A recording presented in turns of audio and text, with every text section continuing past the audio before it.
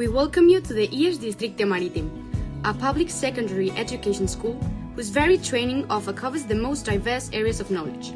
Sciences and humanities, technology and arts, physical and sports training, and language teaching are inserted in the stages of compulsory secondary education.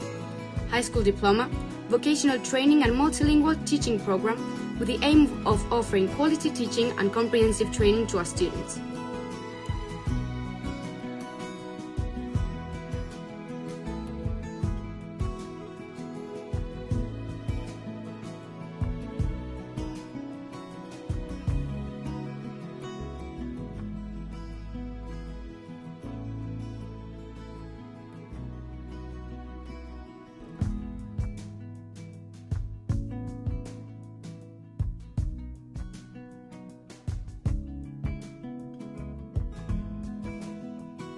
Located in a neighborhood that gives it its name, and within a short distance of the beach, with a European spirit and at the same time rooted in its social context, the IES Districte Marítim aims for the academic and human training of young people capable of facing the challenges of the future, in a society in constant transformation, free and democratic.